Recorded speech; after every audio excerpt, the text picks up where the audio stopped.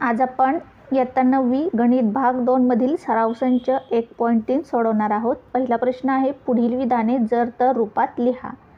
समांतरभुज चौकोनाचे सम्मुख कोन एकरूप असतात। आता हे विधान आपल्याला जर तर स्वरूपात लिहायचे। प्रथम विधानामध्ये दोन घटक असतात ते शोधायचे।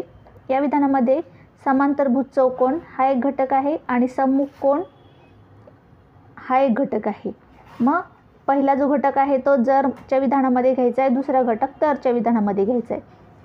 आता पहा, जर एखादा चौकोन समांतरभुज चौकोन असेल तर त्याचे सम्मुख कोन एकरूप असतात। अशा प्रकारे आपल्याला जर तरचं विधान तयार करायचे। मग आपण लिहूया, जर एखादा चौकोन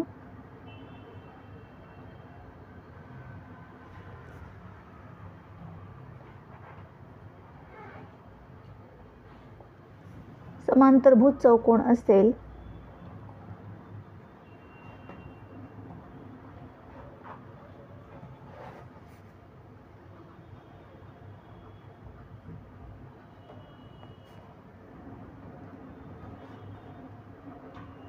आणि दुसरा घटक तरचे विधानात, तर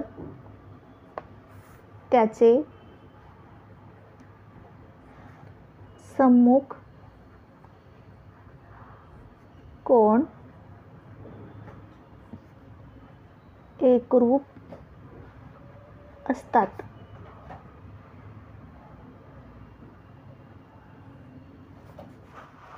दुसरं विधान आहे, आयताचे कर्ण एकरूप असतात। आता इथं पण आयत आणि कर्ण हे दोन घटक आहेत।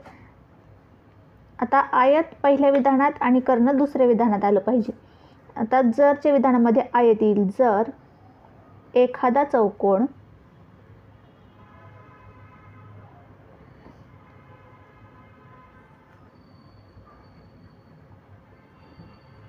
आयत सुद्धा चौकोनाचा प्रकार आहे। चौकोन आयत असेल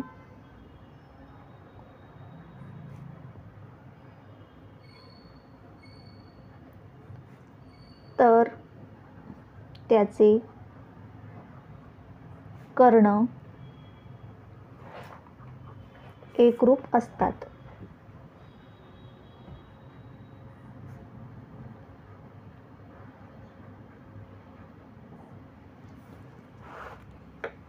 तिसरं विधान आहे, समद्विभुज त्रिकोणात शिरोबिंदू व पायाचा मध्यबिंदू यांना जोडणारा रेषाखंड पायाला लंब असतो।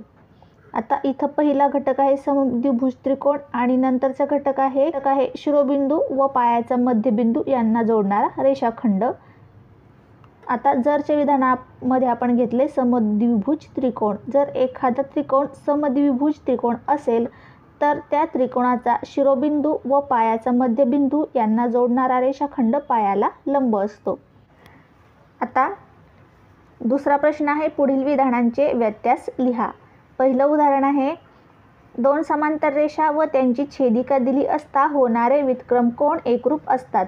या विधानामध्ये पहा, दोन विधाने आहेत। दोन समांतर रेषा व त्यांची छेदिका दिली असता इथपर्यंतचे एक विधान आणि नंतर होणारे व्युत्क्रम कोन एकरूप असतात, हे एक विधान। आता हे स्वल्पविरामापर्यंत जे असतं ते असतं पूर्वांग, स्वल्पविरामानंतर येणारं विधान उत्तरांग आणि त्यांची आदलाबदल केली की आपल्याला त्यांचा व्यत्यास मिळतो। म्हणजेच स्वल्पविरामानंतरचं विधान जे आहे ते आधी लिहायचं आणि आधी आलेलं विधान नंतर लिहायचं, तेव्हा आपल्याला मिळतो या विधानाचा व्यत्यास। पहा आपण कसं लिहिलंय, जर दोन रेषा व त्यांची छेदिका दिली असता होणारे व्युत्क्रम कोन एकरूप असतील तर त्या दोन रेषा समांतर असतात। नंतर दुसरा आहे, दोन रेषांना एका छेदिकेने छेदल्यावर होणाऱ्या आंतरकोनांची एक जोडी पूरक असेल तर त्या रेषा समांतर असतात। आता पहा, दोन समांतर रेषांना एका छेदिकेने छेदले असता तयार होणाऱ्या आंतरकोनांची जोडी पूरक असते। अशा प्रकारे आपल्याला या विधानाचा व्यत्यास मिळाला आहे। नंतर आयताचे कर्ण एकरूप असतात। आता जर एखाद्या चौकोनाचे कर्ण एकरूप असतील तर तो चौकोन आयत असतो। अशा प्रकारे आपण त्याचा व्यत्यास लिहिला।